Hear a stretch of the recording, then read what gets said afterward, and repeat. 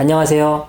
저는 한국생명공학연구원 감염병연구센터에 근무하고 있는 선임연구원 김두진입니다.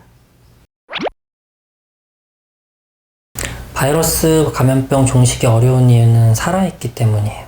얘네들이 생명체인가 아니면 무생물인가 그 중간인가 아까 그런 얘기도 있었는데 분명히 숙주세포로 들어온 순간 살아있는 애들입니다. 그 안에서는. 그러다 보니까 살아있는 애들은 계속 변화를 하죠. 진화를 하죠. 이제 그게 가장 큰 이유입니다. 이 진화의 방향성이 마치 바이러스가 똑똑해서 사람에 막 올려는 방향으로 이렇게 표현을 할 수도 있지만 사실 그거는 이 바이러스 변이의 현상을 이해하는데 좀 좋지 않다고 생각이 되고 그냥 그대로 있는 그대로 바라보자면 바이러스는 무작위적으로 변해요.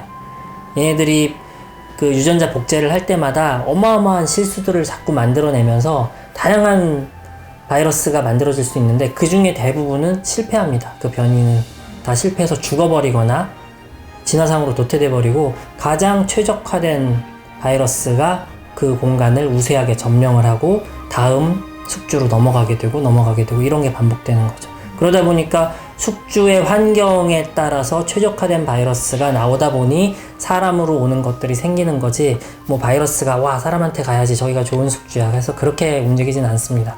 이렇게 계속 변화를 한다는 게 가장 큰 문제, 한 가지 문제고 또 하나는 이제 사람의 문제죠. 사람의 문제가 뭐냐면은 예전에는 바이러스가 수렵 채집 생활을 할 때 더 많이 지금보다 훨씬 더 많이 야생동물을 만지고 도축하고 했을 거예요. 그런데 그때보다도 지금 이런 바이러스가 더 문제가 되는 거는 사람의 사회생활의 규모와 사회생활의 교류가 훨씬 더 많아졌다는 데 그 이유가 있습니다.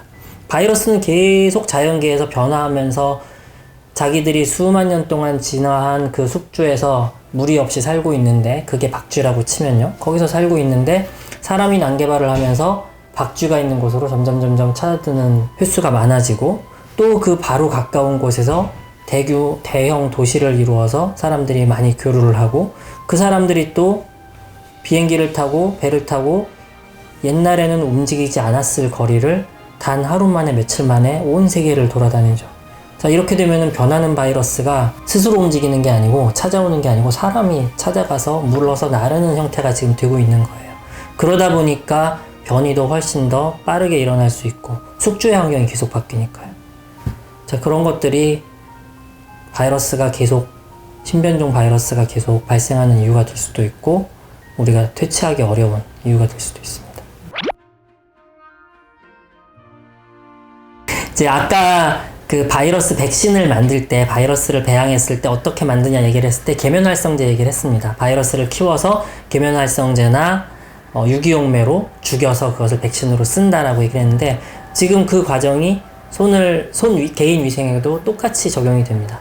그 바이러스는 지질로 된 이중막이 있는 것도 있고 없는 것도 있지만 지금 사람들이 많이 고민하고 무서워하는 것들은 대부분 있어요. 코로나도 그렇고 인플루엔자도 그렇고 B형 간염, C형 간염, A형 간염 다 그 의피가 있어요.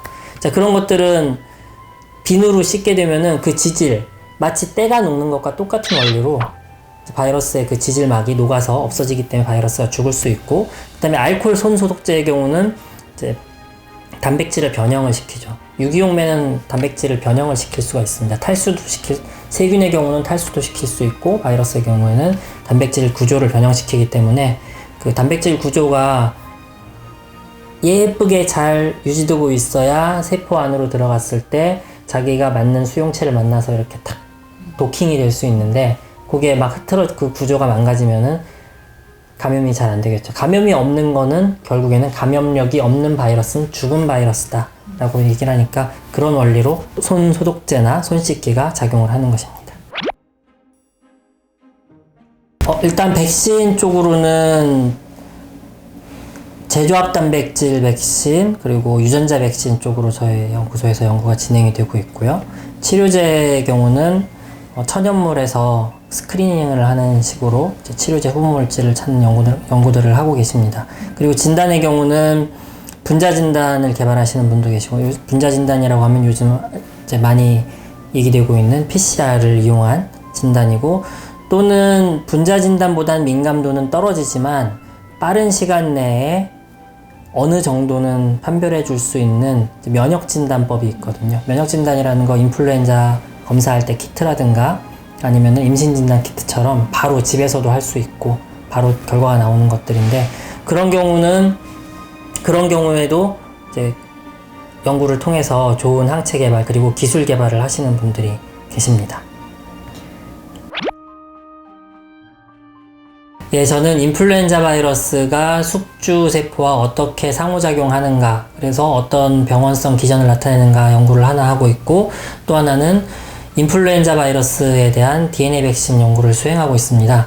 자, 인플루엔자 바이러스의 경우는 지금 계절 독감은 좋은 백신이 나와 있지만 그것도 개선의 여지도 있고, 제가 초점을 두고 있는 것은 조류 독감입니다. 조류 독감이 아직 우리나라에선 인체 감염 사례가 없죠. 하지만 중국이나 동남아, 이집트 같은 데서는 조류 독감 발병에 의한 인체 감염 사망 사례가 굉장히 많이 있었습니다. 지금 우리나라는 조류 독감이 가금류에서 계속 발생을 하고 있는데, 아까도 처음에 말씀드렸듯이 바이러스는 자꾸 바뀌어요. 그러니까 지금 조류에서 돌고 있는 이 바이러스가 언제 우연히 사람으로 넘어올 수 있는 좋은 기회를 획득해서 넘어올지, 또 그것이 사람한테서 어느 정도의 병원성을 보이고 어느 정도의 전파력을 보일지는 아무도 모릅니다. 그렇기 때문에 그 넘어오는 인수 공통 감염병의 중간에 우리가 백신이라는 장벽을 세워야 된다고 생각을 해서 이 연구를 시작을 했고요. 저는 지금 우리나라에 유행하고 있는, 그리고 과거에 유행했던 3가지 종류의 조류 독감에 대해서 DNA 백신을 개발을 하고, 그리고 그 효능 평가를 진행을 하고 있습니다.